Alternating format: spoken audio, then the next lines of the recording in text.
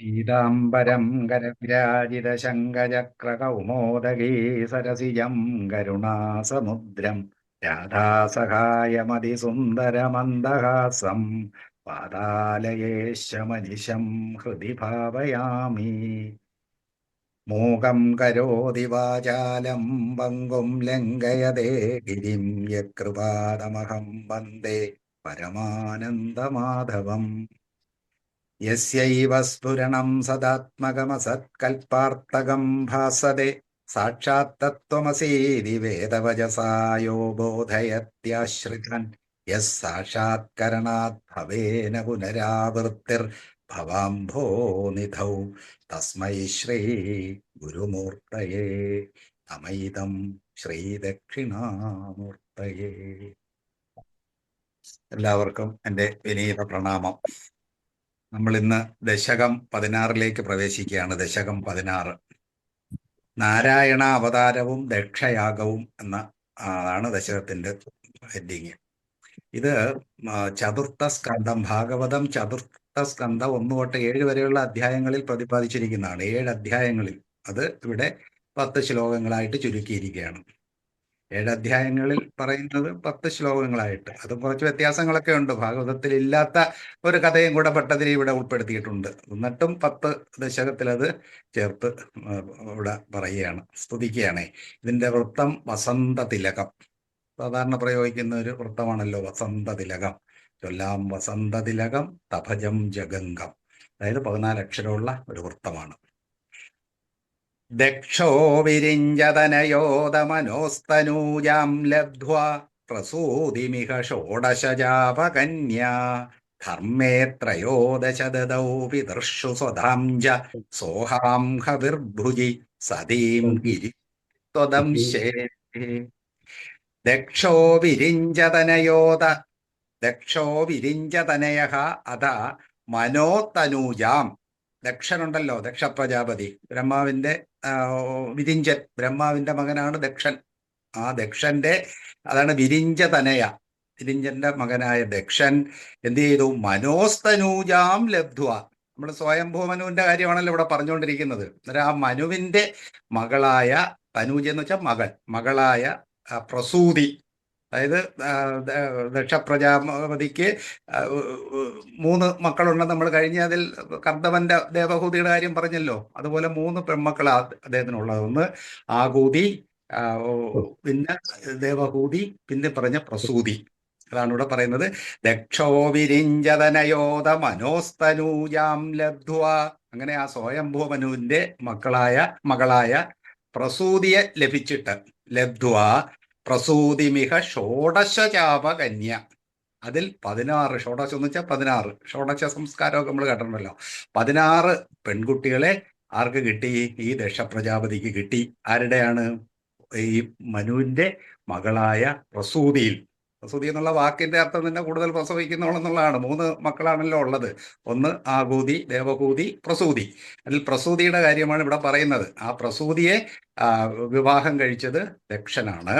അതാണ് ദക്ഷോ വിരിഞ്ചതനയോദ മനോസ്തനൂജാം. മനുവിന്റെ തനൂജയായ മകളായ പ്രസൂതിം ലബ്ധ്വായിഹ ഷോഡശജാപകന്യ.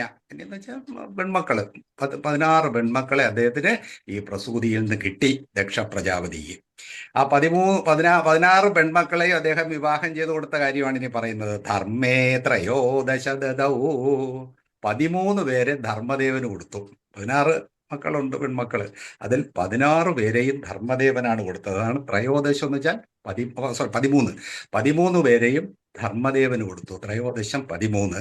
ദദൗ കൊടുത്തു. പിതൃഷു സ്വതാംശ. പിതൃക്കൾക്ക് ഒരു മകളെ കൊടുത്തു. അതാണ് സ്വധ. സ്വതേതിന്റെ പേരുണ്ട്. ദക്ഷപ്രജാപതിയുടെ ഭാര്യമാരുടെ മക്കളുടെയൊക്കെ പേരുണ്ടേ. അതിൽ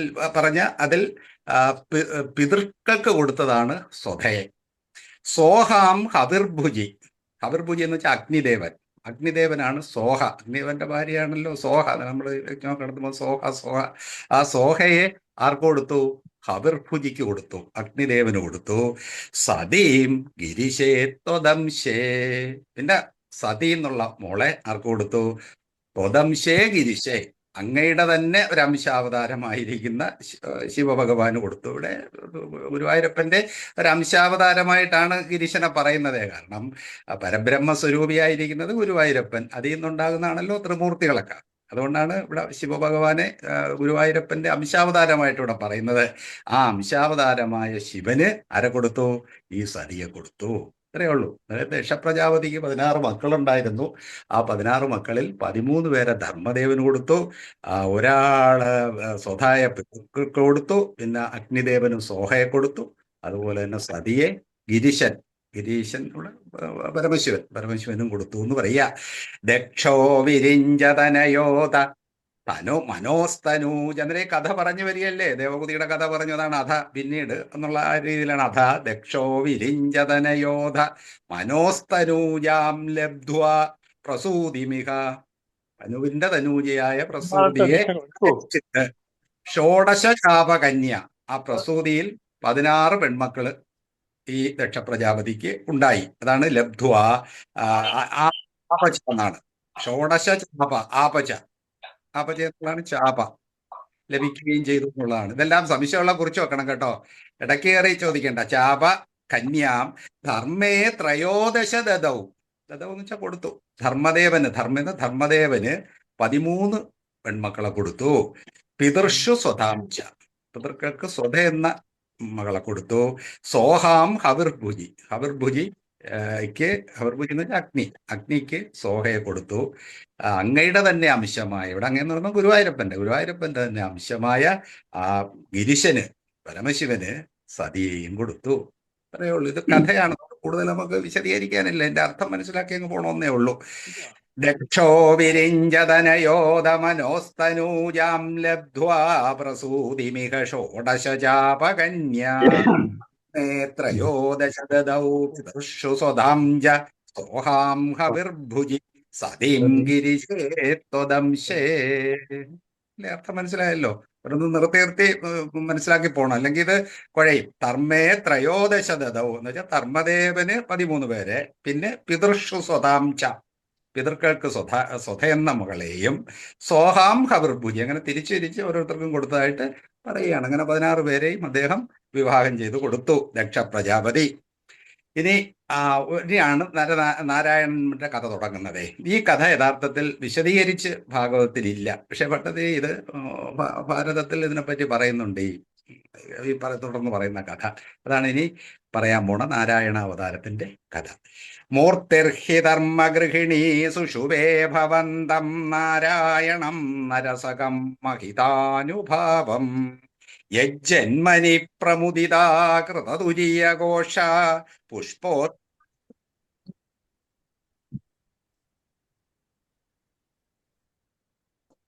ധർമ്മഗൃഹിണീ സുഷുവേ ഭവന്തം നാരായണം നരസകം മഹിതാനുഭാവം യജ്ജന്മനി പ്രമുദിതാ കൃതതുരീയഘോഷ പുഷ്പോത്കരാൻ പ്രഭവൃഷുർ നുനുവുർസുരൗഘ. മൂർത്തി, അതായത് ഈ 13 പേരെ ധർമ്മദേവന് കൊടുത്തെന്ന് പറഞ്ഞു. അതിൽ ഒരു മകളുടെ പേരാണ് മൂർത്തി. എല്ലാവരുടെയും പേര് നമ്മൾ ഓർക്കണ്ട. അപ്പം 13 പേരിൽ ഒരാളാണ് മൂർത്തി. ആ മൂർത്തിക്ക് പ്രാധാന്യം എന്ന് വെച്ചാൽ ഈ നരനാരായണന്മാരുടെ അമ്മയായതുകൊണ്ടാണ് ആ മൂർത്തിയുടെ കാര്യം ഇവിടെ പറയുന്നത്. മൂർത്തിർഹി ധർമ്മഗൃഹിണി, ഗൃഹിണി എന്ന് വെച്ചാൽ ഭാര്യ. മൂർത്തി എന്ന ധർമ്മന്റെ ഭാര്യ. മൂർത്തിർഹി ധർമ്മഗൃഹിണി സുഷുവേ ഭവന്തം, അങ്ങേ തന്നെ സുഷു എന്ന് വെച്ചാൽ പ്രസവിച്ചു. അതായത് ഗുരുവായൂരപ്പനെ തന്നെ, അതായത് ഗുരുവായൂരപ്പന്റെ അവതാരം അല്ലെങ്കിൽ അംശാവതാരമായിട്ട് ആരാണ്? നാരായണം നരസകം, നരസഖനായ നരനോടൊപ്പമുള്ള നാരായണൻ. ഇരട്ടമാരാ ആ നരനും നാരായണനും. ആ നരനോടൊപ്പമുള്ള നാരായണൻ എന്നാണ് നരസകം നാരായണം. അതെത്തോണം. അതാരാണ് പ്രസവിച്ചത്? ഈ മൂർത്തി എന്ന ധർമ്മദേവന്റെ ഭാര്യ. അതാണ് മൂർത്തിർഹി ധർമ്മഗൃഹിണി സുഷുവേ ഭവന്തം എന്ന് വെച്ചാൽ ഭവാനെ സുഷുവേ, ഭവാന് തന്നെ ജന്മം കൊടുത്തു. ആരാണ്? നാരായണം നരസഖം. ആ നരസഖൻ, ആ നരനോടൊത്ത ആ നാരായണന് മഹിതാനുഭാവം, വളരെ പ്രഭാവമുള്ളവനാണ് ഈ നാരായണമൂർത്തി. ആ നാരായണൻ, അതാണ് മഹിതാനുഭാവം എന്ന് പറയുന്നത്. ഇത്രയും ശ്രേഷ്ഠ ഗുണങ്ങളുള്ള ആ മഹിതാനുഭാവനായിരിക്കുന്ന ആ നരനോടൊത്ത നാരായണന് അങ്ങ് അങ്ങ് ഈ ഏതിലാണ് അവതരിച്ചു?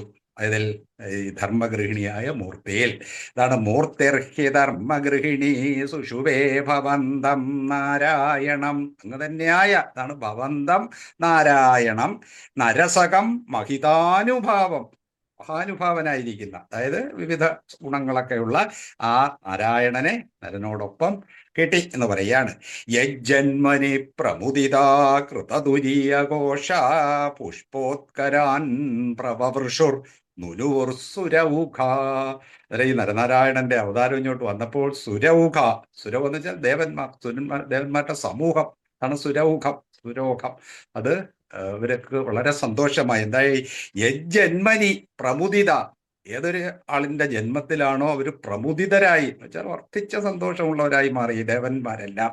യജ്ജന്മനി, ഏതൊരു ജന്മത്തിലാണോ, അതായത് ഏതൊരാളിന്റെ ജനനത്തിലാണോ പ്രമുദിത, അവരെന്ത് ചെയ്തു? കൃതതുരീയഘോഷ, പെരുമ്പറയൊക്കെ അടിച്ചാണ് അവര് അതിൻ്റെ ഉള്ള ആ ഒരു ജനനത്തിന്റെ ഒരു ആഹ്ലാദം പങ്കുവെച്ചു എന്നാണ്. കൃതതുരീയഘോഷ, തുരി എന്ന് വെച്ചാൽ പെരുമ്പറ, പെരുമ്പറ ശബ്ദമൊക്കെ ചെയ്തുകൊണ്ട് അവരതിനെ വരവേറ്റു എന്ന് പറയുകയാണ് ഈ നരനാരായണന്മാരുടെ അവതാരത്തെ. യജ്ജന്മനി പ്രമുദിത കൃതതുരീയഘോഷ, കൃതം എന്ന് വെച്ചാൽ ചെയ്യപ്പെട്ട തുരീയഘോഷങ്ങൾ, പെരുമ്പറ മുഴക്കമൊക്കെ നടത്തിയിട്ട് പുഷ്പോത്കരാൻ പ്രവർഷു, പുഷ്പോത്കരാൻ, സമൂഹം പുഷ്പവൃഷ്ടി നടത്തി. അതായത് ആകാശത്തു നിന്ന് ഈ അവതാര സമയത്ത് പുഷ്പവൃഷ്ടി ഉണ്ടായി. അത് ദേവന്മാർ തന്നെ ചെയ്യുന്നതായിട്ടാണല്ലോ പറയുന്നത്, പുഷ്പവൃഷ്ടി. പുഷ്പോത്കരാൻ, പുഷ്പസമൂഹം. പ്രഭവൃഷു, പ്രവൃഷു വർഷിച്ചു, പ്രഭവൃഷു എന്നുവെച്ചാൽ അതിന്റെ ഒരു ധാരാളിമയെ കാണിക്കാൻ. പ്രഭവൃഷുർ നുനുവുർ സുരൗഖ, അത് ചെയ്തിട്ട് അവര് സ്തുതിച്ചു എന്ന് പറയുകയാണ്. നുനുവുർ എന്ന് വെച്ചാൽ സ്തുതിച്ചു. ദേവന്മാരെല്ലാം ഭഗവാനെ പെരുമ്പറ ഘോഷത്തോടും പുഷ്പവൃഷ്ടിയോടും സ്വീകരിച്ചു എന്നതിന്റെ അർത്ഥം നരനാരായണന്മാരെ. മൂർത്തിർഹി ധർമ്മഗൃഹിണീ സുഷുവേ ഭവന്തം നാരായണം നരസകം മഹിതാനുഭാവം. യജ്ജന്മനി പ്രമുദിത, യജ്ജന്മനി, ഏതൊരാളിന്റെ ജനനത്തിലാണോ പ്രമുദിതരായിട്ട്, വർദ്ധിച്ച മുദം സന്തോഷമല്ലേ, വളരെ സന്തോഷം. പ്രമുദിത കൃതതുരീയഘോഷ, ഉള്ള പെരുമ്പറയും വാദ്യഘോഷങ്ങളും എല്ലാം മുഴക്കി. എന്നിട്ട് പുഷ്പോത്കരാൻ പ്രവവൃഷുർ, പുഷ്പവൃഷ്ടി നടത്തി. എന്നിട്ട് നുനൂർ, സ്തുതിച്ചു. സുരൗഖ, ദേവസമൂഹം. മൂർത്തിർഹി ധർമ്മഗൃഹിണീ സുഷുവേ ഭവന്തം നാരായണം നരസകം മഹിതാനുഭാവം. യജ്ജന്മനി പ്രമുദിത കൃതതുരീയഘോഷ പുഷ്പോത്കരാൻ പ്രവവൃഷുർ നുനുവുർ സുരൗഖ. മൂന്നാമത്തെ ശ്ലോകം. ഇനിയാണ് ഈ കഥ പറയുന്നത്. എന്താണ് ഇവരുടെ ഒരു അവതാരത്തിന്റെ ഉദ്ദേശം പറയാണ്. ദൈത്യം സഹസ്രകവചം കവചൈർപരീതം സാഹസ്രവത്സര തപസ്സമരാഭിലവിയൈ പര്യായ നിർമ്മിത തപസ്സമരവോ ഭവന്തൗ ശിഷ്ടൈകകങ്കടമമും ന്യകതാം സലീലം. ദൈത്യം സഹസ്രകവചം കവചൈർപരീതം സാഹസ്രവത്സര തപസ്സമരാഭിലവിയൈ, കുറച്ച് നീണ്ട ഒരു സന്ധ്യ അത്.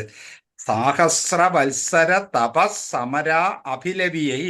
സഹസ്രവത്സരം, സഹസ്രം എന്ന് പറഞ്ഞാൽ 1000, 1000 വത്സരം വർഷം, 1000 വർഷം തപസ്സും സമരവും കൊണ്ട് അഭിലവിയ, എന്ന് വെച്ചാൽ മുറിക്കപ്പെടാവുന്ന. എന്താണ്? കവചൈർപരീതം. ആരാണ് ഇവിടെ പറയാൻ പോണത്? ദൈത്യം സഹസ്ര കവചം. അയാളെ പേര് തന്നെ സഹസ്ര കവചൻ എന്നാ. ഒരു സഹസ്ര കവചൻ എന്ന ദൈത്യൻ, ഒരു സുരൻ യുടെ പേരാണ് സഹസ്ര കവചൻ. അത് വന്നത് എന്തുകൊണ്ടാണെന്ന് പറയാണ്. കവചൈർപരീതം, കവചം എന്ന് വെച്ചാൽ പുറംചട്ട, ഇതിനൊരു സംരക്ഷണമായിട്ടുണ്ട് 1000 ചട്ടകൾ ഇട്ടിരിക്കുക. അതാണ് കവചൈർപരീതം, ചുറ്റപ്പെട്ടിരിക്കുന്നു. സാഹസ്രവത്സര തപസ്സമരാഭിലവിയൈ. അതിനൊരു കുഴപ്പം, ഇവരിപ്പോ അസുരന്മാരൊക്കെ യുദ്ധത്തിന് പോകുമല്ലോ. ആ യുദ്ധത്തിൽ ഇയാളെ തോപ്പിക്കണമെങ്കിൽ ഈ പറഞ്ഞ 1000 പുറംചട്ടകളും മുറിക്കണം. അഭിലവീയം എന്ന് വെച്ചാൽ മുറിക്കപ്പെടണം. അത് എങ്ങനെയാണ് മുറിക്കപ്പെടുന്നത്? 1000 വർഷത്തെ തപസ്സും സമരവും കൊണ്ടേ പറ്റൂ. അങ്ങനൊരു വരം കിട്ടി സഹസ്രകവചന്. അങ്ങനെയുള്ളൊരു തപസ്സും ഈ സമരവും യുദ്ധവും കൂടെ ചെയ്യുന്നവർക്ക് മാത്രമേ ഇയാളുടെ ഒരു ചട്ട മുറിക്കാൻ പറ്റൂ. അതാണ് അങ്ങനെ ഒരു വരം കിട്ടിയെന്ന് വെച്ചാൽ ആരാലും വരിക്കപ്പെടാതിരിക്കാനുള്ള ഒരു ചട്ടയാണ് അയാൾക്ക് കിട്ടിയിരിക്കുന്നത്. ഇങ്ങനെ ഒരു സംഭവം ഉണ്ടോ? 1000 വർഷം തപസ് ചെയ്തിട്ട് 1000 വർഷം അയാളോട് യുദ്ധം ചെയ്യണം, അയാളുടെ ഒരു ചട്ട മുറിക്കാൻ. അതാണ് ദൈത്യം സഹസ്രകവചം കവചൈർപരീതം സാഹസ്രവത്സര തപസ്സമരാ അഭിലപിയെ. അഭിലപിക്കുന്ന മുറിക്കപ്പെടുന്ന 1000 വർഷങ്ങളുടെ തപസ്സും സമരവും കൊണ്ട് മുറിക്കപ്പെടാവുന്ന 1000 ചട്ടകൾ അടിഞ്ഞവനാണ് ഈ സഹസ്ര കവചൻ. അതുകൊണ്ടാണ് അയാളെ സഹസ്ര കവചൻ എന്ന് തന്നെ പറയുന്നതേ പേര്. ദൈത്യം സഹസ്ര കവചം കവചൈർ പരീതം. എന്ന് വെച്ചാൽ ചുറ്റിയിരിക്കുന്ന ഈ കവചം ചുറ്റിയിരിക്കുകയാണ്.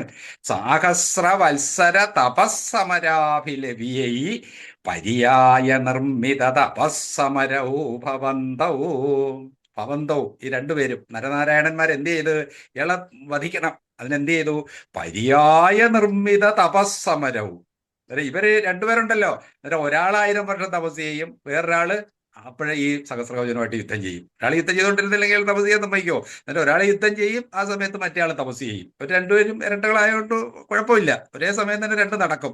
അതാണ് പര്യായ നിർമ്മിതം. പര്യായം എന്ന് വെച്ചാൽ ഊഴമിട്ട് മാറി മാറി, അതാണ് പര്യായം. മാറി മാറി ഓരോ വാക്കിന്റെ പര്യായം അതല്ലേ, വേറൊരു വാക്കിന് പകരം വേറൊരു വാക്ക് പറയും. അതായത് ഇവർ മാറി മാറി ഊഴമിട്ട് ചെയ്യുന്ന, നിർമ്മിതം എന്ന് വെച്ചാൽ ചെയ്യുന്ന തപസ്സമരവും, തപസ്സും സമരവും കൊണ്ട്. അതായത് 1000 വർഷം നാരായണൻ തപസ് ചെയ്യും, ആ സമയത്ത് നരൻ യുദ്ധം ചെയ്യും. നരൻ തപസ് ചെയ്യുമ്പോൾ 1000, അങ്ങനെ 1000 വർഷത്തെ തപസ്സും ഈ സമരവും കൂടെ ഒരുമിച്ച് വന്നിട്ട് ഭവന്തോ നിങ്ങൾ രണ്ടുപേരും, അതായത് നരനാരായണന്മാര് ശിഷ്ടൈക കങ്കടമമും.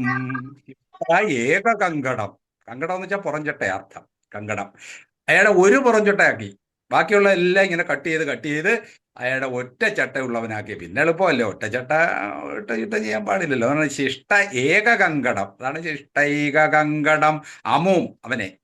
അങ്ങനെ ഒരു ചട്ട മാത്രമാക്കിയ അവനെ, അതായത് സഹസ്രകവചനെ. സഹസ്രകവചൻ എന്നുള്ള പേരൊക്കെ പോയി, ഏക കവചനായി. അങ്ങനെ ആ ശിഷ്ടൈക കങ്കടമവും നഖതാം സലീലം, വളരെ ലീലയായിട്ട് തന്നെയാണ് ഈ സഹസ്രകവചനെ ഇവരും വധിച്ചത്. അത്രയും പ്രയാസമാണ്. അതല്ലേ ഇവരുടെ ജന്മം വന്നപ്പോൾ ഈ ദേവന്മാർക്കെല്ലാം വലിയ സന്തോഷമായത്. കാരണം ഇയാളെ വധിക്കാൻ വേറെ ആരും ഇല്ല, ഇവർ ഈ നരനാരായണന്മാർക്ക് അത് കഴിയൂ. അതുകൊണ്ടാണ് അവരതിനത്രയും അതിനെ ആഘോഷിച്ചത്. അതുപോലെ തന്നെ ഇവര് ഈ സഹസ്രകവചനെ സലീലം, വളരെ ലളിതമായി, ഒരു പ്രയാസവുമില്ലാതെ ഈ സഹസ്രകവചന്റെ കഥ കഴിച്ചു എന്ന് പറയാണ്. ശിഷ്ടൈക കങ്കടമമും നഖതാം സലീലം, വളരെ ലീലയോടുകൂടി ആയാസരഹിതമായിട്ട് ഇയാളെ വധിച്ചു എന്ന് പറയാണ്. ദൈത്യം സഹസ്രകവചം കവചൈർപരീതം സാഹസ്രവത്സര തപസ്സമരാഭിലവി. അങ്ങനെ എടുത്തോളണം, ആ കവചത്തിന്റെ പ്രത്യേകതയാണ് 1000 വർഷങ്ങളുടെ തപസ്സും സമരവും കൊണ്ട് അഭിലഭ്യമായ, മുറിക്കപ്പെടാവുന്ന കവചം ധരിച്ചവനാണ് ഈ സഹസ്രകവചൻ. അവര് ചെയ്ത എന്താണ്? ഇവര് പര്യായ നിർമ്മിത തപസ്സമരവും, ഊഴമിട്ട് ചെയ്യുന്ന സമരവും തപസ്സും കൊണ്ട് ഈ നരനാരായണന്മാര് ഭവന്തവും ഇവർ രണ്ടുപേരും ശിഷ്ടൈക കങ്കടമമും, കങ്കടം പുറംചട്ട, ആ പുറംചട്ട ഒരെണ്ണമാക്കി മാറ്റി. അതായത് ബാക്കി 999 മുറിച്ചു കളഞ്ഞ്. അവിടെ നഖതാം സലീലം, നഖതാം എന്ന് വെച്ചാൽ വധിച്ചു, അവനെ ഇല്ലാതാക്കി എന്നാണ് പറയുന്നത്, നിഗ്രഹിച്ചു എന്നാണ്. നഖതാം സലീലം, വളരെ ലീലയോടുകൂടി ഈ സഹസ്രകവചനെ അവര് നിഗ്രഹിച്ചു.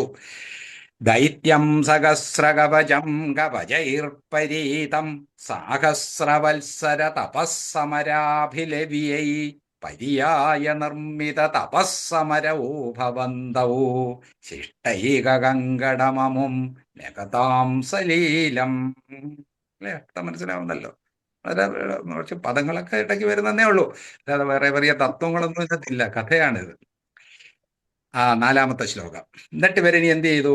ഈ നരനാരായണന്മാരുടെ കഥയാണല്ലോ നമ്മുടെ ഇത്. എന്നിട്ട് ഈ സഹസ്രകവചനെ വധിച്ചതിന് ശേഷം അന്വാചരന്നുപദിശന്നഭിമോക്ഷധർമ്മം ത്വം ഭ്രാതൃമാൻ ബദരികാശ്രമമധ്യവത്സി ശക്രോദദേശമതപോബല നിസ്സഹാത്മാ ദിവ്യാംഗനാപരിവൃതം പ്രചിഖായമാരം. അന്വാചരൻ ഉപദിശൻ അപി മോക്ഷധർമ്മം.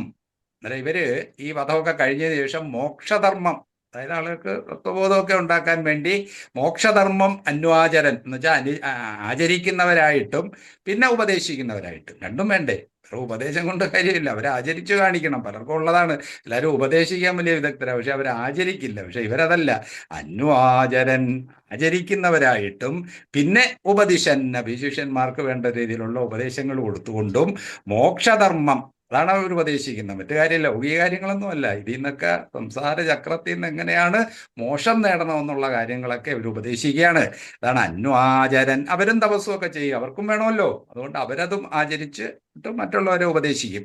അന്വാചരൻ ഉപദിശന്ന വിമോക്ഷധർമ്മം ത്വം ഭ്രാതൃമാൻ ബദരികാശ്രമമധ്യവാത്സി.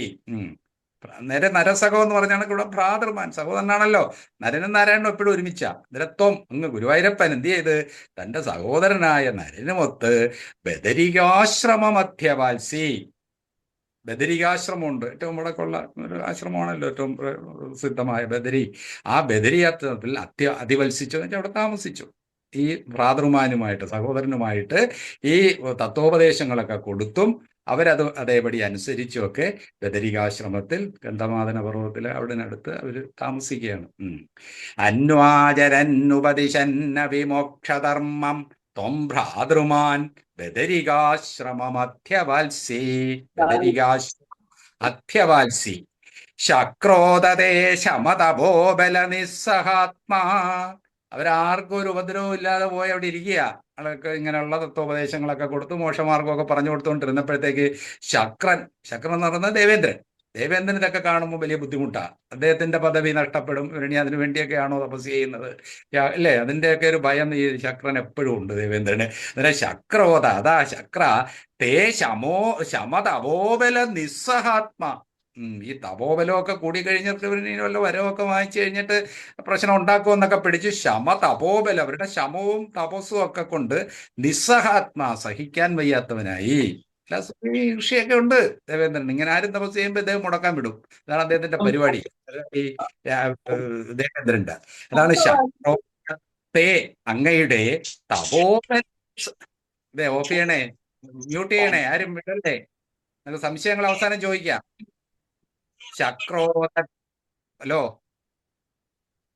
ശക്രോദതേ ശമതപോബല നിസ്സഹാത്മാ. അങ്ങയുടെ ശമം തപസ്സിൽ നിന്നുണ്ടാകുന്നതാണല്ലോ മനസ്സിന്റെ ഏകാഗ്രത.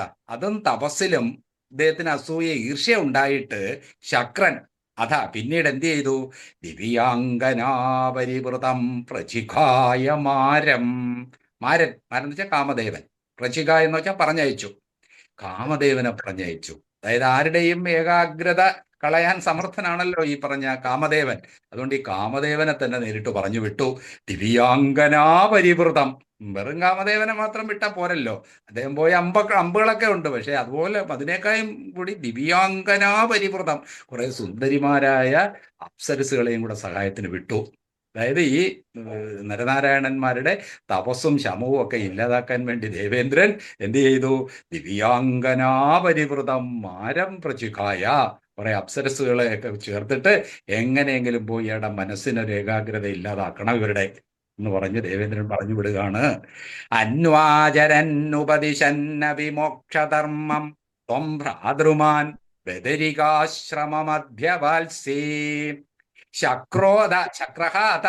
അതിനുശേഷം ഇവരുടെ തപസ്സൊക്കെ നടന്നുകൊണ്ടിരിക്കുമ്പോൾ ശേഷം ശക്രൻ തേ അങ്ങയുടെ, അതായത് ഇവരുടെ, ഇവിടെ ഗുരുവായൂരപ്പനാണല്ലോ ഈ നരനാരായണന്മാരായിട്ട് വരുന്നത്, അതുകൊണ്ടാണ് തേ ശമതപോബല നിസ്സഹാത്മ. അവർക്കിടെ ഈ തപോബലവും ഒക്കെ കൂടുന്നതുകൊണ്ട് സഹിക്കാൻ വയ്യാത്ത ആളായിട്ട് ദിവ്യാംഗനാപരിവൃതം, ദിവ്യാംഗനകളാൽ ചുറ്റപ്പെട്ട മാരനെ പറഞ്ഞയച്ചു. എങ്ങനെയെങ്കിലും ഒന്ന് അന്വാചരന്നുപദിശന്ന വിമോക്ഷധർമ്മം ത്വം ഭ്രാതൃമാൻ ബദരികാശ്രമമധ്യവാത്സി. ശക്രോദതേ ശമതപോബല നിസ്സഹാത്മാ ദിവ്യാംഗനാപരിവൃതം പ്രചിഖായ മാരം. പ്രചിഖ എന്ന് വെച്ചാൽ പറഞ്ഞു. 5ാമത്തെ ശ്ലോകം വരെ ഒന്ന് മ്യൂട്ട് ചെയ്യണേ. ഇത് 5ാമത്തെ ശ്ലോകം. അവരവിടെ ചെല്ലുകയാണ്. ബദരികാശ്രമത്തിൽ ഈ കാമൻ ഈ ആരുമായിട്ടാ ഈ അപ്സരസുകളുമായിട്ടൊക്കെ ബദരികാശ്രമത്തിൽ ചെല്ലുമ്പോഴുള്ള സംഭവമാണ് ഇനി പറയാൻ പോണത്. കാമോ വസന്തമലയാനില ബന്ധുശാലീ കാന്താകടാക്ഷവിശികൈർ വികസദ്വിലാസൈ വിദ്യൻ മുഹുർമുഹുരകമ്പമുദീക്ഷ്യജ ഭീത ത്വയാത ജഗതേ മൃദുഹാസഭാജ. കാമ കാമൻ വസന്തമലയാനില ബന്ധുശാലി. കാമന്റെ സഹായികളായിട്ടുള്ളതാരൊക്കെയാണ്? വസന്തകാലം. ഇതൊക്കെ ആളുകളുടെ മനസ്സിനെ ആകർഷകമാക്കുന്നതാണല്ലോ. ഇതിനെയൊക്കെ കൊണ്ടാണ് കാമൻ നടക്കുന്നതേ. വസന്ത മലയാനിലൻ, നല്ല ശീതളമായ നല്ല കാറ്റ്, മലയ പർവ്വതത്തിൽ നിന്ന് വരുന്ന ആ കാറ്റിന്റെ ഇവരെല്ലാം ബന്ധുക്കളായിട്ടുണ്ട്. അതായത് കൂടുണ്ട് സഹായികളായിട്ട് കാമദേവന്. എല്ലാം ഉണ്ട്, അപ്സരസുകളുണ്ട്. ഈ കാലാവസ്ഥയൊക്കെ അനുകൂലമാക്കിയാണ് കാമൻ ചെല്ലുന്നത് ഈ നരനാരായണന്മാരുടെ തപസ് മുടക്കാൻ. അതാണ് കാമോ വസന്തമലയാനി ബന്ധുശാലി. പിന്നെ കാന്താകടാക്ഷവിശികൈർ വികസദ്വിലാസൈർ വിദ്യൻ.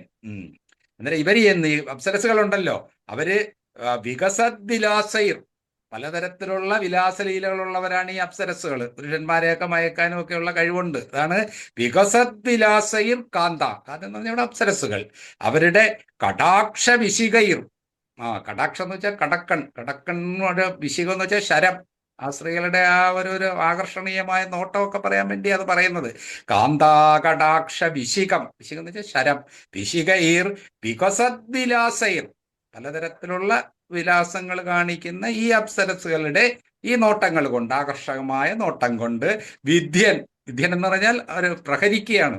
അതായത് കാമദേവൻ അവിടെ നിന്ന് ഈ അപ്സരസുകളെ കൊണ്ട് പലതരം വിക്ഷേപങ്ങളും ഒക്കെ നടത്തി ഇയാളെ അദ്ദേഹത്തിന്റെ തപസ്സിന് ഭംഗം വരുത്തണം. അതാണ് ഇവിടെ പറയുന്നത്.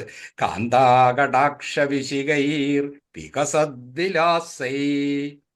വിദ്യൻ എന്ന് പറഞ്ഞാൽ പ്രഹരിക്കുന്നവനായിട്ട് കാമദേവൻ മുഹുർമുഹുരകമ്പമുദീക്ഷ്യജത്വം. മുഹുർമുഹുർ വീണ്ടും ഇങ്ങനെ ആദ്യത്തെ ഇതിൽ വീണില്ലെങ്കിൽ വീണ്ടും ഇങ്ങനെ പ്രലോഭിച്ചുകൊണ്ടിരിക്കും. അതാണ് മുഹുർ അകമ്പമുദീക്ഷ്യജത്വം.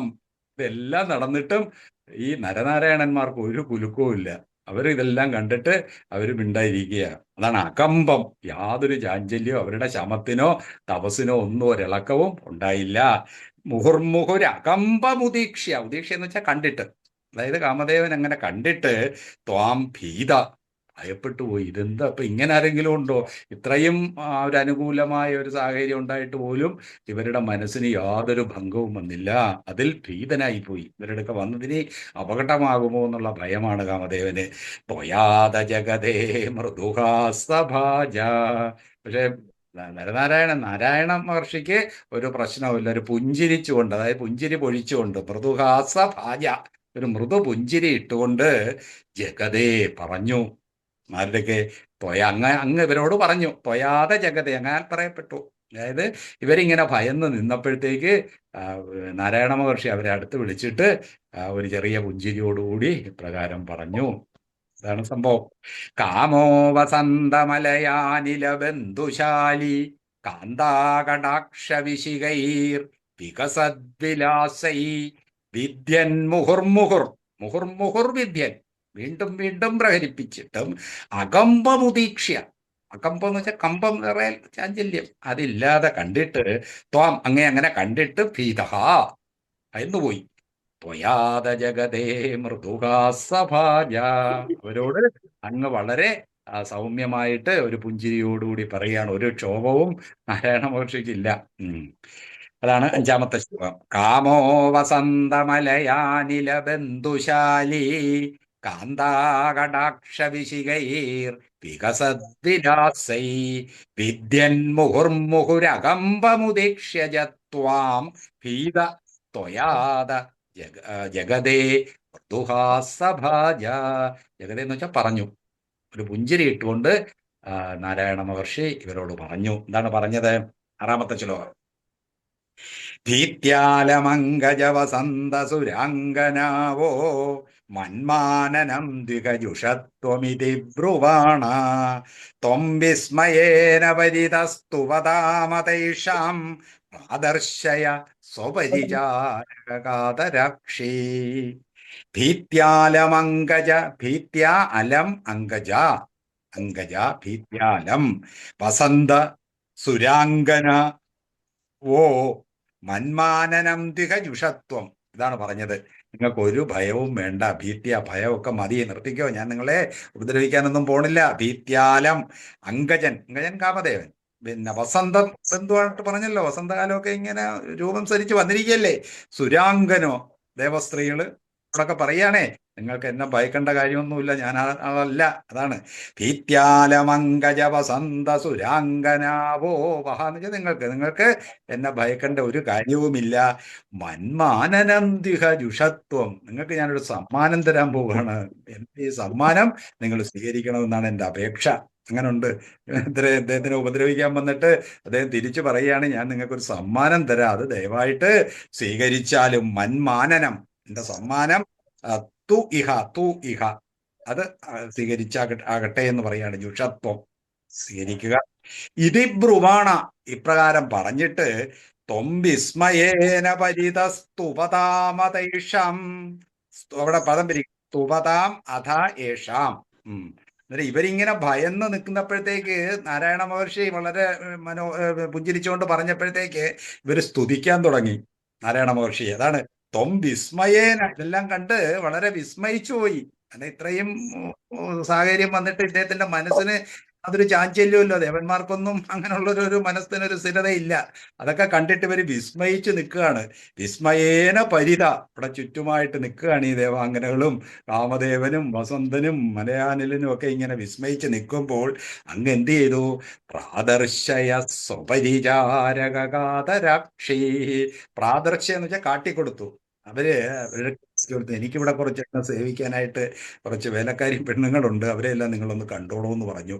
അതാണ് പരിചാരക കാതരാക്ഷി. കാതരാക്ഷി എന്ന് വെച്ചാൽ സുന്ദരിമാരായ കുറച്ച് പരിചാരികമാരെ ഇവിടെ കാട്ടിക്കൊടുത്തു. ഇതാണ് ത്വം വിസ്മയേന പരിത സ്തുപതാം, വളരെ വിസ്മയിച്ച് അങ്ങയെ സ്തുതിച്ചുകൊണ്ട് നിൽക്കുന്ന ഇവർക്ക് പ്രാദർശയ കാട്ടിക്കൊടുത്തു. സ്വപരിചാരക കാതരാക്ഷി, തന്നെ പരിചരിക്കുന്ന ആ കാതരാക്ഷിമാരെ കാട്ടിക്കൊടുത്തു എന്ന് പറയുകയാണ് ഈ ദേവന്മാർ. ഭീത്യാലമങ്കജ വസന്ത സുരാംഗനാവോ മന്മാനനംദികജുഷത്വമിതി ബ്രുവാണ ത്വം വിസ്മയേന പരിതസ്തുപതാമതൈഷാം, സ്തുപതാം അഥ യേഷാം. ഈ സ്തുതിച്ചുകൊണ്ട് നിൽക്കുന്നവർക്ക്, അതാണ് അഥ, അതെന്ന് വെച്ചാൽ പിന്നീട്, യേഷാം സ്തുപതാം, ഈ സ്തുതിക്കുന്നവർക്ക് പ്രാദർശയ കാട്ടിക്കൊടുത്തു. സ്വപരിചാരക കാതരാക്ഷി, കാതരം എന്ന് വെച്ചാൽ ഭയന്ന പെട്ടെന്ന് വെച്ചാൽ സുന്ദരി എന്ന അർത്ഥമാണ്. കാതരാക്ഷികളെ സ്വപരിചാരക, തന്റെ ഈ നാരായണ മഹർഷിയുടെ പരിചാര കുറച്ചു സ്ത്രീകളെ കാട്ടിക്കൊടുത്തു. ഭീത്യാലമങ്കജ വസന്ത സുരാംഗനാവോ മന്മാനനസ്തുപതാമതൈഷം പ്രാദർശയ സ്വപരിചാരക കാതരാക്ഷി. നമുക്ക് അവസാനം ചൊല്ലാൻ അവസാനം ചൊല്ലാം, നമുക്ക് പഠനം കഴിഞ്ഞിട്ട് ചൊല്ലാം. 7ാമത്തെ ശ്ലോകം.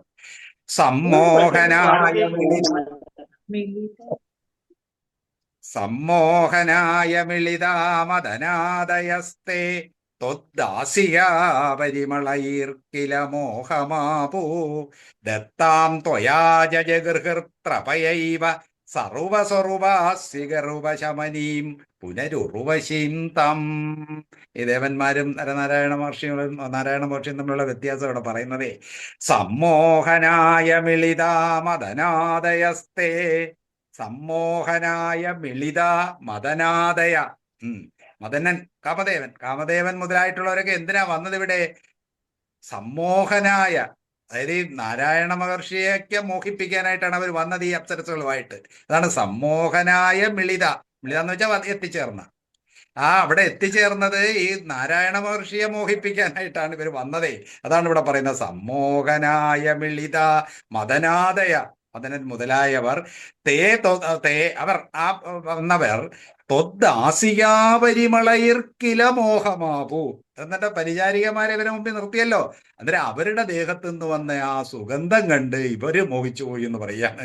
ഇവരിത്രയും സുന്ദരിമാരെ കൊണ്ട് നാരായണ മഹർഷിയെ മോഹിപ്പിക്കാൻ വന്നപ്പോൾ നാരായണ മഹർഷി തന്റെ പരിചാരികമാരെ കാണിച്ച് അവരുടെ ശരീര സുഗന്ധം കൊണ്ട് ഇവര് മോഹിതരായി. അതാണ് ത്വദ്ദാസികാപരിമളയിർ, പരിമളം മണം, സുഗന്ധം.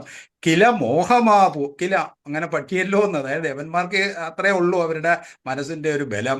നാരായണ മഹർഷിയൊക്കെ എന്ന് പറഞ്ഞാൽ ഉറച്ച ഇതല്ലേ, ആ ഒരു ബലം ഉള്ളത് കൊണ്ടാണ് അതിലൊന്നും കുലുങ്ങാതിരിക്കുന്നത്. അതൊക്കെയാണ് ഇവിടെ നമ്മൾ ശ്രദ്ധിക്കേണ്ടത്.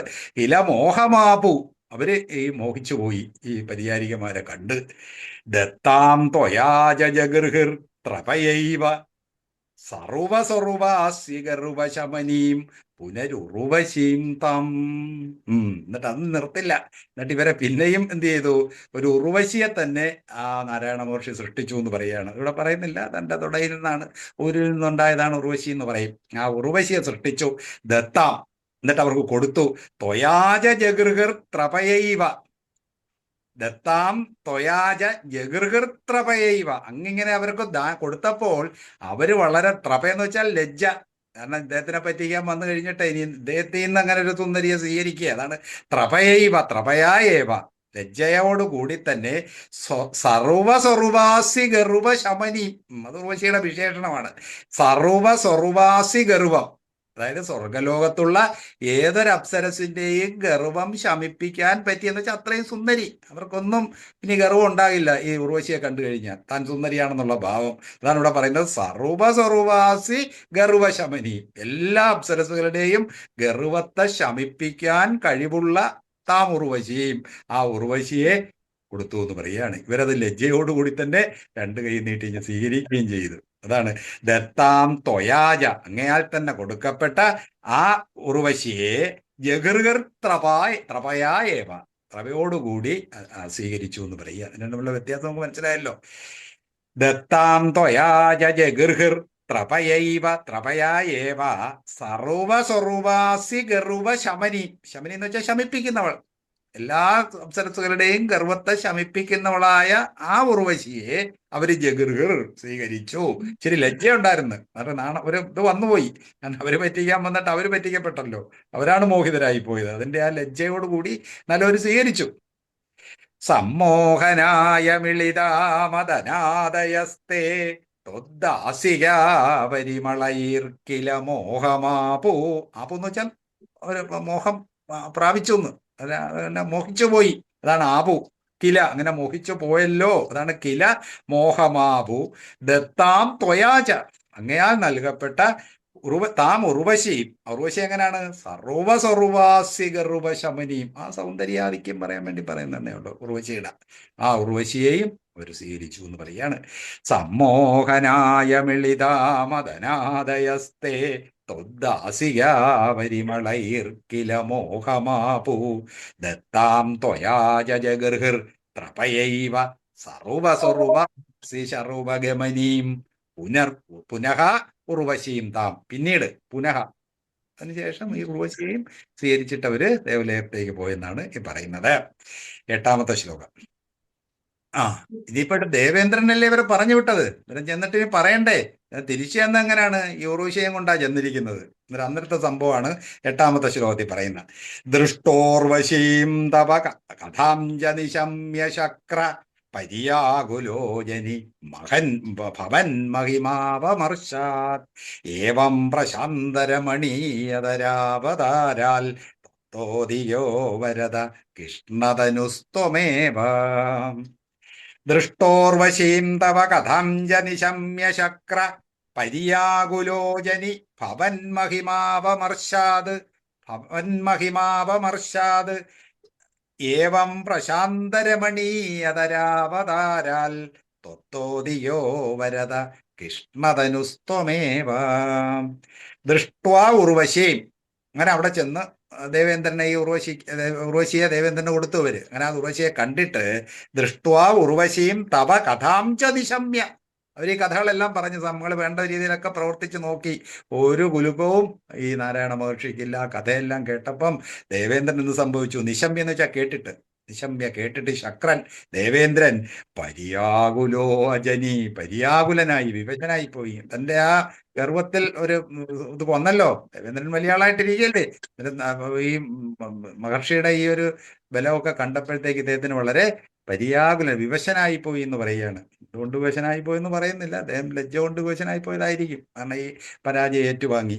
ദൃഷ്ടോർവശീം തവ കഥം നിശമ്യ ശക്ര പരിയാകുലോ അജനി, അജനി അവിടെ പരിയാകുലനായി. ഭവൻ മഹിമാവമർശാത്, അങ്ങയുടെ ഈ മഹിമയെപ്പറ്റി ചിന്തിച്ച് അപമർശം ചെയ്തിട്ട്, അങ്ങയുടെ മഹിമ, അതായത് ഗുരുവായൂരപ്പന്റെ മഹിമാണല്ലോ ഈ നാരായണ മഹർഷി ഇവിടെ കണ്ടത്. ആ മഹിമ കണ്ടിട്ട് ഇദ്ദേഹം പരിയാകുലോചനി, പരിയാകുലനായി മാറി. ഭവൻ മഹിമ, അങ്ങയുടെ മഹിമ ചിന്തിച്ചിട്ട് ആലോചിച്ചിട്ട് അദ്ദേഹത്തിന് വിവശത ഉണ്ടായി എന്ന് പറയുക. ദൃഷ്ടോർവശീം തവ കഥാം ജ നിശമ്യ ശക്ര പരിയാകുലോചനി ഭവൻ മഹിമാവമർശാത്, ഭവൻ മഹിമാവമർശാത്, അങ്ങയുടെ മഹിമയെപ്പറ്റി ചിന്തിച്ച്. ഏവം പ്രശാന്തരമണീയതരാവതാരാൽ, ഇനി ഭട്ടതിരി തന്നെ പറയുകയാണ്. ഭട്ടതിരിക്കും ഇത് കണ്ടപ്പം വലിയ സന്തോഷമായി. അതാണ് ഏവം പ്രശാന്തരമണീയതരാവതാരാത്. ഈ കാണുന്ന നാരായണ മഹർഷിയുടെ ഈ പ്രശാന്തരമണീയമായ അവതാരം ഉണ്ടല്ലോ, അത് ഗുരുവായൂരപ്പന്റെ തന്നെ. അതായത് ഗുരുവായൂരപ്പൻ പല അവതാരങ്ങളും എടുക്കുന്നുണ്ടല്ലോ. അതിൽ ഈ നാരായണ മഹർഷിയുടെ ആ ഒരു അവതാരം എന്താണ്? പ്രശാന്തരം. ഇപ്രകാരം നമ്മൾ കണ്ടല്ലോ അദ്ദേഹത്തിന്റെ ആ മഹത്വം.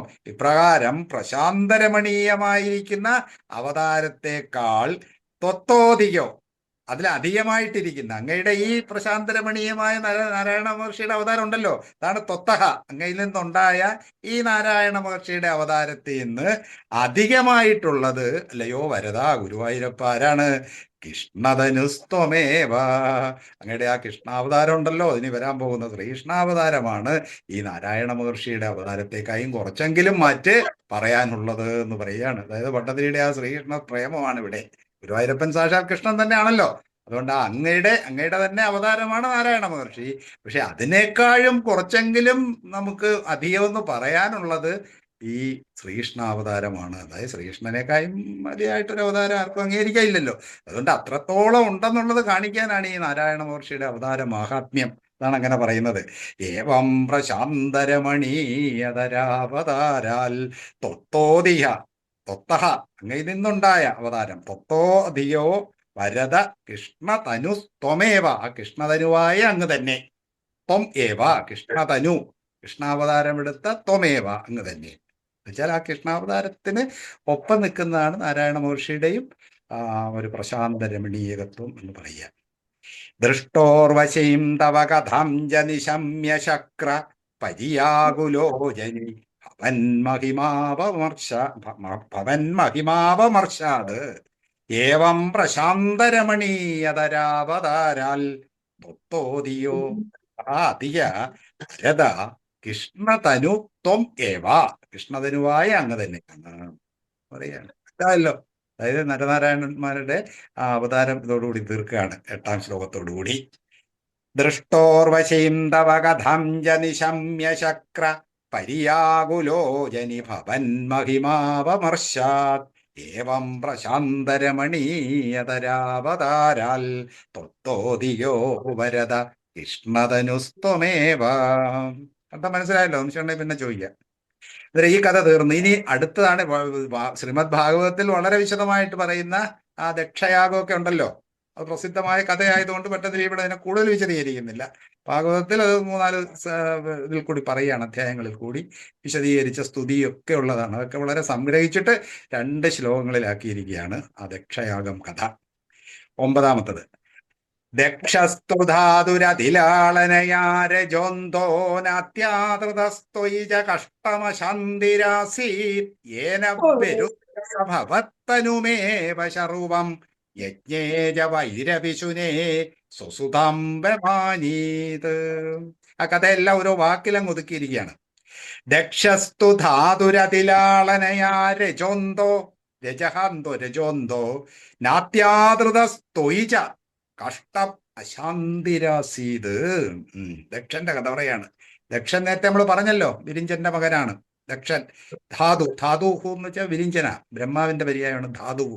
അതായത് ദക്ഷൻ ആകട്ടെ അങ്ങയുടെ ധാതുവിന്റെ, അതായത് ബ്രഹ്മാവിന്റെ അതിലാളനയാ. അതായത് മകൻ ഈ ദക്ഷ പ്രജാപതിയോട് അദ്ദേഹം നല്ല ഐശ്വര്യവും ഒക്കെ ഉള്ള പ്രതാപമൊക്കെ ഉള്ളതുകൊണ്ട് അച്ഛന് ഈ ബ്രഹ്മാവിന്റെ പേരിനോട് ഒരു പ്രത്യേക ലാളനയൊക്കെ ഉണ്ടായിരുന്നു. ഇതിന്റെ പ്രജാപതിയൊക്കെ ആക്കി വെച്ചിരിക്കുകയല്ലേ.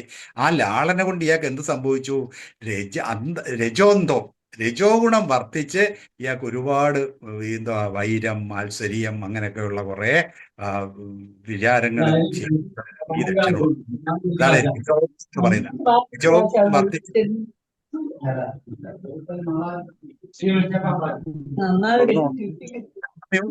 മ്യൂട്ട് ചെയ്ത് എന്താ ഇത് ഇടേണ്ടതല്ല, ഇടരുതേ, മ്യൂട്ട് ചെയ്യണം. പിന്നെ ചോദിക്കാമല്ലോ സംശയങ്ങള്. ദക്ഷസ്തുധാതുരതിലാളനയാ രജോന്തോ, ആ രജോ ഗുണം വർദ്ധിച്ച് അന്ധനായി മാറി, അജ്ഞാനിയായിട്ട് മാറി. അതായത് മതമാത്സര്യങ്ങളെല്ലാം വർദ്ധിച്ചവനായി മാറി. അതിന്റെ കാരണം പറയാണ്, ഈ ധാതു ബ്രഹ്മാവിന്റെ അതിലാളനയാണ്. നമ്മൾ മക്കളെയൊക്കെ ലാളിച്ച് വളർത്തുമ്പോഴത്തേക്ക് അവർക്ക് ഒരുപാട് ദുശീലങ്ങളൊക്കെ ഉണ്ടാവും. ഇതൊക്കെ നമ്മൾ സൂചിച്ചോളണം. അതൊക്കെ ഒരു ചെറിയ ഹിന്റ് തരിക. കൂടുതൽ ലാളനയൊന്നും മക്കൾ കൊടുക്കരുത്. അവർ കൊടുത്തു കഴിഞ്ഞാൽ അവരും അവരുടേതായ ഈ പറഞ്ഞ സ്വാർത്ഥതയും മത്സരബുദ്ധിയൊക്കെ ഉണ്ടാവും. അതാണ് ഇവിടെ ദക്ഷനും വന്നിരിക്കുന്നത്. ദക്ഷസ്തു ധാതുരതിലാളനയാരജോന്തോ നാത്യാതൃതസ്തൊയിച. ഭഗവാൻ പരബ്രഹ്മ ഗുരുവായൂരപ്പനെ പോലും ആദരിക്കാത്തവനായി മാറി എന്നാ പറയുന്നത്. അതായത് ഭഗവാനെയും കൂടെ ധിക്കരിക്കുക എന്ന് പറഞ്ഞാൽ പിന്നെ അതിന്റെ, നമ്മുടെ ബാക്കി എല്ലാവരെയും ധിക്കരിച്ചാലും ഭഗവാന്റെ മുമ്പിൽ ചെല്ലുമ്പോൾ നമ്മൾ കൈകൊപ്പുമല്ലോ. പക്ഷെ ഇദ്ദേഹത്തിന് അതുപോലും ഇല്ലാതായി. അതാണ് ഞാൻ അത്യാതൃത തൊയ്ച്ച, അങ്ങയിലും ആദരവില്ലാത്തവനായിട്ട് ഈ രജോന്തനായിരിക്കുന്ന ദക്ഷൻ മാറി എന്ന് പറയുകയാണ്. അത് ബ്രഹ്മാവിന്റെ അതിലാളന കൊണ്ടാണ് സംഭവിച്ചത്. അതാണ് ദക്ഷസ്തുധാതുരതിലാളനയാ രജോന്തോ. രജസ് എന്ന് വെച്ചാൽ രജോ ഗുണപ്രധാനികൾ. രജോ ഗുണത്തിനുള്ള പ്രത്യേകതകളൊക്കെ ഈ ദക്ഷൻ ഒരുപാടായി പോയി. രജോഗുണം നല്ല രീതിയിലാണ് രജോഗുണം കൊള്ളാം. പക്ഷെ ഇത് കുറേയും കൂടെ അതിന് തീഷ്ണഭാവം വന്ന് മതമത്സരാദികളെല്ലാം ഒരുപാട് ഈ ദക്ഷനിൽ കയറി. അതാണ് നാത്യാതൃത സ്തൊയിജ, അങ്ങയിൽ പോലും ആദരവില്ലാത്തവനായി കഷ്ടം അശാന്തിരാസീത്. അങ്ങനെ അദ്ദേഹത്തിന് ശാന്തിയില്ല. മനസ്സിനൊരു നാരായണ മഹർഷിയുടെ ശാന്തി നമ്മൾ കണ്ടല്ലോ. എന്ത് കണ്ടാലും ഒന്നുമില്ല, മറ്റവരെല്ലാം ഇങ്ങനെയൊക്കെ ചെയ്തിട്ട് നേരെ തിരിച്ചാ. അതാണ് അശാന്തി. അദ്ദേഹത്തിന് അതിനൊരു ശമവും ഇല്ലാത്തതായി, മനസ്സിനൊക്കെ എപ്പോഴും അക്ഷമയൊക്കെയാണ്. അതാണ് കഷ്ടം. വളരെ കഷ്ടമായിപ്പോയി ഇദ്ദേഹത്തിന്. ഇത്രയും സ്ഥാനമൊക്കെ ഉണ്ടായിട്ട് പോലും അശാന്തിരാസീത്. അശാന്തസ്യ സുഖം എന്നല്ലേ ഗീത പറയുന്നത്. അശാന്തി വന്നു കഴിഞ്ഞാൽ പിന്നെ അവൻ എന്താ ഉണ്ടായിട്ട് ഒരു സുഖമൊന്നുമില്ല. അതാണ് അശാന്തസ്യ കുതസുഖം. ശാന്തതയില്ലാത്തവൻ എവിടെ സുഖം? എന്തെല്ലാം സമ്പത്തുണ്ടായാലും മനസ്സിന് സ്വസ്ഥത ഇല്ലെങ്കിൽ വല്ല സുഖമുണ്ടോ? അതാണ് ഇവിടെ അശാന്തിരാസീത്. അങ്ങനെ അയാള് അശാന്തനായി മാറി. ദക്ഷസ്തുധാതുരതിലാളനയാരജോന്തോ നാത്യാതൃത സ്തൊയിജ. തൊയ് എന്ന് വെച്ചാൽ അങ്ങയിലും ആദരവില്ലാത്തവൻ. നാ അത്യാതൃതൻ എന്ന് എടുത്തോണം. നാ അത്യാതൃത, നായാണ് അവിടെ ഇല്ലെന്നുള്ള കാണിക്കുക. നാ അത്യാതൃത സ്തൊയിജ, കഷ്ടം. അത് വളരെ കഷ്ടമാണ്. അങ്ങയിൽ പോലും ഗൗനമില്ലാതായി പോയി ദക്ഷൻ. ഏന ബരുന്ദസഭവത്തനുമേവ ശർവം. അങ്ങയിൽ ആദരവില്ലാത്തപ്പോഴത്തേക്ക് നേരത്തെ പറഞ്ഞല്ലോ, ത്വദംശം ആണ് പരമശിവനെന്ന്. അങ്ങയുടെ അംശം തന്നെ ആയിരിക്കല്ലേ പരമശിവൻ. പരമശിവനെ പിന്നെ മാനിക്കുവോ? സാക്ഷാൽ ഗുരുവായൂരപ്പനെ മാനിക്കുന്നില്ല, പിന്നെ ഗുരുവായൂരപ്പന്റെ അംശാവതാരമായിരിക്കുന്ന പരമശിവനെ മാനിക്കുവോ? അതാണ് ഏന, അക്കാരണത്താൽ, ഈ അഹങ്കാരം കാരണം, വെരുന്തസ നിഷേധിച്ചു, വിരോധിച്ചു. എന്താണ്? ഭവത്തനുമേവ ശർവം. ശർവം എന്ന് വെച്ചാൽ പരമശിവൻ. അങ്ങയുടെ തനുവായിരിക്കുന്ന, അങ്ങയുടെ അവതാരമായിരിക്കുന്ന, അല്ലെങ്കിൽ അമ്മയുടെ അംശമായിരിക്കുന്ന ആ പരമശിവനെ പോലും ഇദ്ദേഹം വിരോധിച്ചു എന്ന് പറയുക. ആര്? ഈ ദക്ഷൻ. ഏന ബരുന്ദസഭവത്തനുമേവ ശർവം യജ്ഞേജ വൈരവിശുനെ സ്വസുതാംബമാനീത്. യജ്ഞേജ വൈരവിശുനെ. ഇനി ഇവിടെ ചെറിയൊരു കഥ നമുക്ക് ചെറുതായിട്ടൊന്ന് അറിയേണ്ടതായിട്ടുണ്ട്. ഈ ദക്ഷയാഗം കഥ.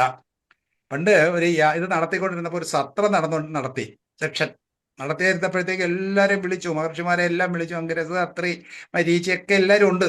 ആ സമയത്ത് പരമശിവനും വന്നിരുന്നു, ബ്രഹ്മാവും ഒക്കെ ഉണ്ട്. അവരെല്ലാം ഇരുന്നു. അപ്പോഴാണ് ഇദ്ദേഹം യജമാനായിട്ട് കയറി വരുന്നത് യജ്ഞശാലയിലേക്ക്. ആര്? ഈ ദക്ഷൻ. ഈ ദക്ഷന്റെ ഈ സൂര്യ തേജസ്സോട് കൂടി വരുന്നു എന്നൊക്കെയാണ് ഭാഗവതം പറയുന്നത്. ഇത് കണ്ടപ്പോഴത്തേക്ക് മറ്റുള്ളവരെല്ലാം അറിയാതെ എഴുന്നേറ്റ് പോയി. ബ്രഹ്മാവ് എഴുന്നേറ്റില്ല. ബ്രഹ്മാവ് എഴുന്നേക്കാത്തതുകൊണ്ട് പരമശിവനോട് അങ്ങ് ഇരുന്ന്. ബ്രഹ്മാവ് എഴുന്നേക്കാത്ത എന്തുകൊണ്ടാ? ബ്രഹ്മാവിന്റെ മകനല്ലേ ദക്ഷൻ എന്ന് പറയുന്നത്. മകനായതുകൊണ്ട് ബ്രഹ്മാവ്, പിതാവ് എഴുന്നേക്കേണ്ട കാര്യമില്ലല്ലോ, മകൻ എത്ര കേമനായാലും. ഈ പരമശിവനുള്ള കുഴപ്പം എന്താണെന്നറിയാം, ഈ നേരത്തെ പറഞ്ഞല്ലോ, ഇദ്ദേഹത്തിന്റെ ഒരു മകളെയാണ്, ജാമാതാവാണ്. അതായത് ദക്ഷന്റെ ജാമാതാവാണ് പരമശിവൻ, സതിയുടെ ഭർത്താവാണ്. ഒരു ജാമാതാവായിരിക്കുന്ന പരമശിവൻ എഴുന്നേക്കാത്തത് ദക്ഷൻ ഒട്ടും ഇഷ്ടപ്പെട്ടില്ല. അതാണ് സംഭവം. ഇവിടെ പ്രധാന നിസ്സാര കാര്യത്തിൽ നിന്ന് എന്തെല്ലാം പ്രശ്നങ്ങൾ ഉണ്ടാകും. ഇവര് അതായത് മുമ്പിൽ താൻ വന്നപ്പോൾ ഇദ്ദേഹം ആ സദസ്സിൽ വെച്ച് ഒരുപാട്, നമ്മുടെ ഭാഗവത്തിൽ അത് വിശദമായിട്ട് പറയുന്നുണ്ട്, ഇദ്ദേഹം ഒരുപാട് അങ്ങ് ആക്ഷേപിച്ച് പരമശിവനെ. വളരെ കുഴപ്പമാണ്, നീ എൻ്റെ വീട്ടിൽ മർക്കടലോചനയാണ് പരമശിവനെ കളിയാക്കി വിളിക്കുന്നത്. അതൊക്കെ എൻ്റെ മകളെ ഇങ്ങനെ കള്ളത്തരത്തിൽ കൂടെ നീ നേടിയെടുത്തതാണ്, നിനക്ക് യാതൊരു വിധമായ ഔചിത്യമില്ല എന്നൊക്കെ പരമശിവൻ ഒന്നും ശിവൻ ഒന്നും മിണ്ടാതെ കേട്ടോണ്ടിരുന്നു. ആ കഥയാണ് ഇവിടെ പറയുന്നത്. എന്നിട്ട് ഇദ്ദേഹം പിന്നെന്ത് ചെയ്തു, ഇതിന് അന്നേരം അങ്ങനെയൊക്കെ ഒരു ആ യാഗം അവസാനിച്ച് വീണ്ടും ഞാനൊരു ബൃഹസ്പതി സഭ നടത്തി. വീണ്ടും ഒരു വലിയ ഇത്, അത് പരമശിവനെ ആക്ഷേപിക്കാൻ വേണ്ടിയാണ്. ആ രീതിയിൽ ക്ഷണിച്ചില്ല. ആ കഥയാണ് ഇവിടെ പറയുന്നത്. യജ്ഞേജ വൈരവിശുനെ, ആ വൈരം കാണിക്കാൻ വേണ്ടി സംഘടിപ്പിച്ച യജ്ഞം, പരമശിവനോടുള്ള ആ വൈരം, ആ യജ്ഞത്തിൽ വെച്ച് സ്വസുതാംബമാനീത്, തൻ്റെ മകളായ സതിയെ അപമാനിച്ചു. അന്നേരം ഈ പരമശിവനെ വിളിച്ചില്ല ഈ യാഗം നടത്തിയപ്പോഴത്തേക്ക്. അപ്പോഴത്തേക്ക് സതിക്കൊരു വിഷമം. സതി ഈ സംഭവം എല്ലാം അറിഞ്ഞുകൊണ്ടിരിക്കില്ലേ. പിന്നെ ഈ സംഭവത്തിന് ശേഷം ഇവർ തമ്മിൽ അത്ര ചേർച്ചയല്ലായിരുന്നു. അതുകൊണ്ട് സതിക്ക് എന്തായാലും അച്ഛൻ നടത്തിയ ഒരു യാഗമല്ലേ, വിളിച്ചില്ലെങ്കിലും അച്ഛൻ്റെ വീട്ടിൽ പോകുന്നതിന് എനിക്ക് പ്രശ്നമൊന്നുമില്ലല്ലോ എന്നൊക്കെ പരമശിവനിലേക്ക് ഒരുപാട് പറയുന്നതൊക്കെ ഉണ്ട്. പല രീതിയിലൊക്കെ പറഞ്ഞിട്ടും പറഞ്ഞത് പോകുന്ന അപകടമാണ്, നിനക്ക് ആക്ഷേപം വരുമെന്നൊക്കെ പരമശിവൻ പറഞ്ഞിട്ടും സതി എന്തായാലും അവിടെ പോയി. അവിടെ പോയി കഴിഞ്ഞപ്പോഴത്തേക്ക് സതിയെയും ഇദ്ദേഹം ഒട്ടും മാനിക്കാതെ, എന്നിട്ട് ആ ഒരു ദേഷ്യം കൊണ്ട് സതി അവിടെ തന്നെ യോഗാഗ്നി ദഹിച്ച കഥയൊക്കെ ഉണ്ടല്ലോ. സതി അവിടെ തൻ്റെ ദേഹത്യാഗം ചെയ്തു. കുറേ സംഭാഷണമുണ്ട്. ഈ ദക്ഷിണ ശിവന്റെ പല മഹിമകളൊക്കെ അവിടെ പറഞ്ഞിട്ട് എല്ലാവരുടെയും സാന്നിധ്യത്തിൽ ഈ സതി തൻ്റെ ദേഹത്യാഗം യോഗാഗ്നി ദഹിപ്പിക്കുകയാണ്. ഇതറിഞ്ഞു കഴിഞ്ഞപ്പോഴത്തേക്കുള്ള സംഭവമാണ്. പിന്നെ ഇനി അത് അടുത്ത ശ്ലോകത്തിൽ വരും. ആ കഥയാണ് ഇവിടെ സൂചിപ്പിച്ചത്. ദക്ഷസ്തുധാതുരതിലാളനയാരജോന്തോ നാത്യാതൃതസ്തൊയിജ കഷ്ടം അശാന്തിരാസീത്. ആ അശാന്തി എല്ലാം കൂടി ശിവനെ ഇങ്ങനെ ആക്ഷേപിച്ചതെല്ലാം കൂടെ ചേർത്ത് പറയാണ്. ആ മനസ്സിന്റെ അശാന്തി കൊണ്ടായിരിക്കണമല്ലോ ഇങ്ങനെ അന്യരെയൊക്കെ ഇങ്ങനെയായിട്ട് ദ്വേഷിക്കുന്നത്. ഏന വിരുന്തസ ഭവത്തനുമേവ ശർവം. ആ ഒരു അശാന്തി കൊണ്ട് അങ്ങയുടെ അംശമായിരിക്കുന്ന ആ ആരെ, ഭവത്തനുമേവ ശർവം, ശർവനെ, ശിവനെ പോലും ഇദ്ദേഹം വിരോധിച്ചു എന്ന് പറയുകയാണ്. അത് ഈ പറഞ്ഞ സംഭവം. അത് അവിടെ വെച്ച് എല്ലാവരുടെയും സാന്നിധ്യത്തിൽ തന്നെ എന്താണ്, താൻ വരുമ്പോൾ എഴുന്നേക്കാത്തതിന് ഈ ശിവനെ ഒരുപാട് സ്പർശിച്ചു. യജ്ഞേജ വൈരവിശുനെ, വൈരം കാണിക്കുന്നതിന് വേണ്ടി, വൈര ആ ലക്ഷണത്തോടുള്ള യജ്ഞം, അതിനുവേണ്ടി ശിവനെ ഒന്നും കൂടെ ആക്ഷേപിക്കാൻ വേണ്ടിയാണ് ഇത് വിളിച്ചത്. ആ യജ്ഞത്തിൽ സ്വസുതാംബമാനീത്, ശിവൻ അവിടെ ചെന്നില്ല. അതുകൊണ്ട് ആ ചെന്ന മകളായ സതിയെ ഒരുപാട് അപമാനിച്ചു. അതാണ് സ്വസുതാം ബമാനി. ഇത് വളരെ ചുരുക്കിയാണ് ഈ ശ്ലോകത്തിൽ പറയുന്നത്. നമുക്ക് അതിൻ്റെ കഥ വിശദമായിട്ട് പോകണ്ട. ഭാഗവതം വായിക്കുമ്പോൾ നമ്മളത് കുറേയും കൂടെ വിശദമായിട്ട് അവിടെ എല്ലാം പ്രതിപാദിക്കുന്നുണ്ട്. ദക്ഷസ്തുതാതുരതിലാളനയാരജോന്തോ നാത്യാതൃതസ്ത്വയിജ കഷ്ടമശാന്തിരാസീത് ഏന വെരുന്തസ ഭവത്തനുമേവ ശർവം. ഏന കാരണത്താൽ, വെരുന്ത വിരോധിച്ചു, സ അവൻ, ഇവിടെ ദക്ഷൻ, ഭവത്തനുമേവ അങ്ങയുടെ തനുവായിരിക്കുന്ന ആ ശർവനെ, യജ്ഞേര വൈരവിശുനേ യജ്ഞ, വൈരം പ്രദർശിപ്പിക്കാൻ വേണ്ടി നടത്തിയ യജ്ഞത്തിൽ സ്വസുതാംബമാനി, തൻ്റെ സുതയെ തന്നെ അപമാനിച്ചു എന്ന് പറയുകയാണ്. ഇതാണ് 9ാമത്തെ ശ്ലോകം. 10ാമത്തത്. അന്നേരം ഈ സംഭവം ഒക്കെ അവിടെ പരമശിവൻ അറിഞ്ഞല്ലോ, സതിയുടെ ഈ ദേഹാഹുതി.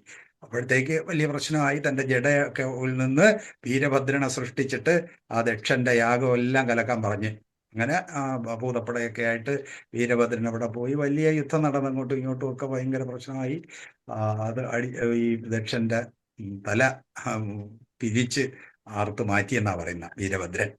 ആ സംഭവം കഴിഞ്ഞതിന് ശേഷം പിന്നെ ഒരു സമാധാനമാവുന്നതൊക്കെ കൂടെ ഒറ്റ ശ്ലോകത്തിലാണ്. അതിലൊക്കെ വളരെ നല്ല മനോഹരമായ സ്തുതികളൊക്കെ ഉണ്ട്. അതൊക്കെ വായിക്കാൻ നല്ല രസമാണ്. ഭാഗവത്തിലാണ് ഓരോരുത്തരും ഓരോ മാറി മാറി ശിവനെയും വിഷ്ണുവിനെയും ഒക്കെ സ്തുതിക്കുന്നത്.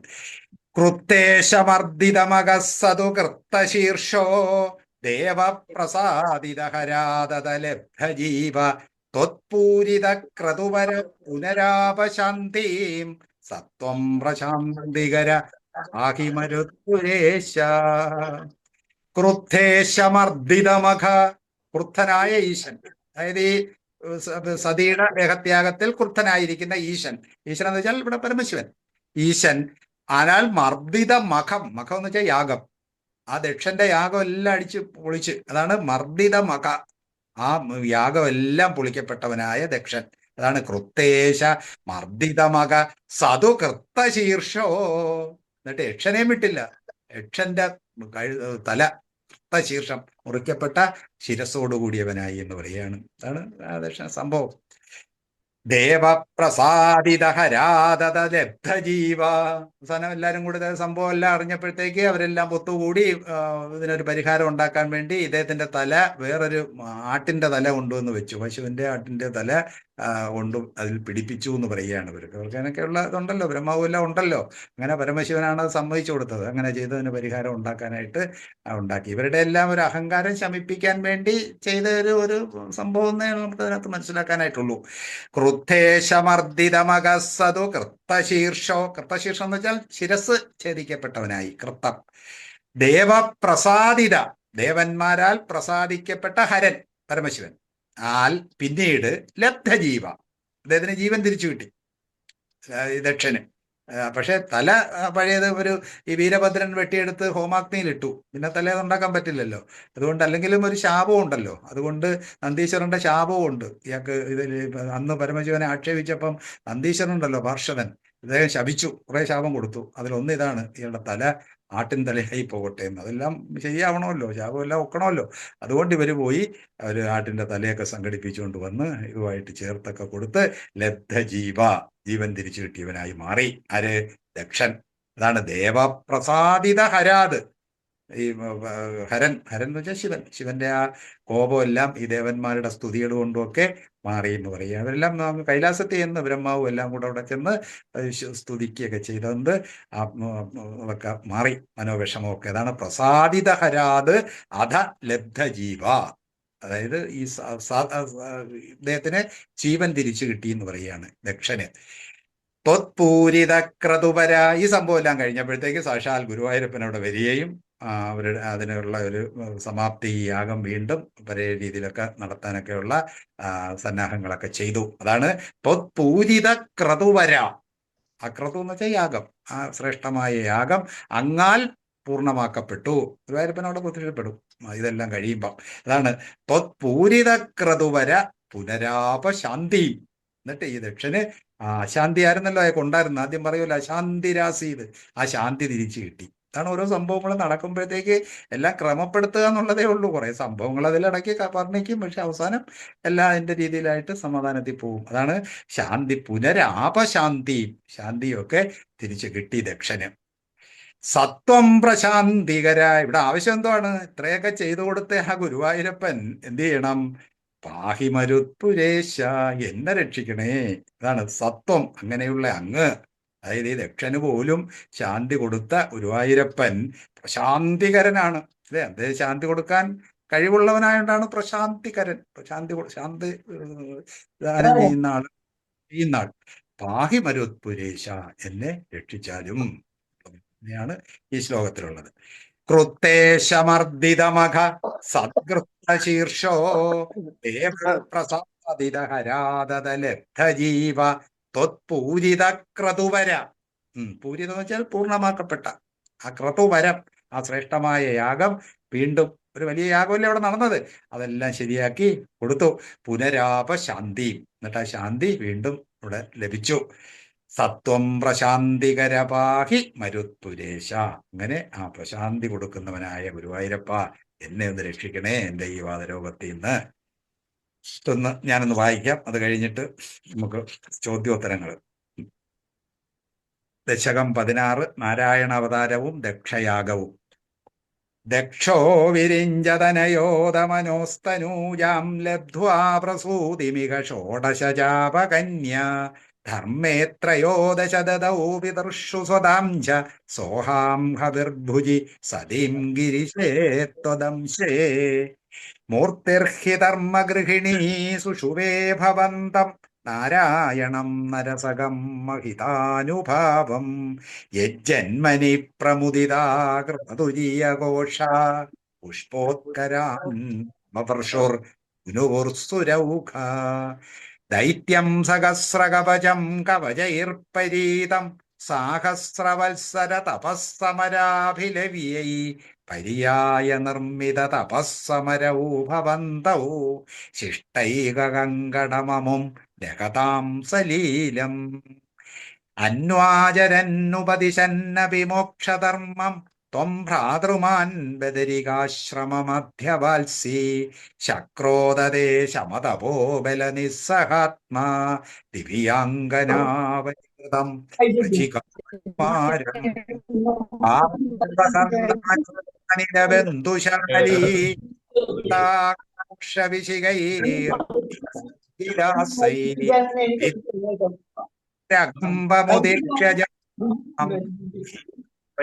ജഗതേ ഭീത്യാമങ്കജവസന്തസുരാംഗനാവോ മന്മാനനം ദ്വിഗജുഷത്വമിതി ബ്രുവാണ ത്വം വിസ്മയേന പരിതസ്തുപതാമതൈഷാം പ്രാദർശയ സ്വപരിചാരകാതരാക്ഷി സമ്മോഹനായ മിളിതാമദനാദയസ്തേ ത്വദ്ദാസിയാ പരിമളൈർക്കില മോഹമാപു ദത്താം ത്വയാ ജഗൃഹിർ ത്രപയൈവ സർവസ്വറുപാസ്യഗർവശമനീം പുനരുർവശീം തം ദൃഷ്ടോർവശീം തവ കഥം ജ നിശമ്യ ശക്ര പര്യാകുലോ ജനി ഭവൻ മഹിമാപമർശാത് ഏവം പ്രശാന്തരമണീയതരാവതാരാൽ തോദിയോ വരദ കൃഷ്ണതനുസ്ത്വമേവ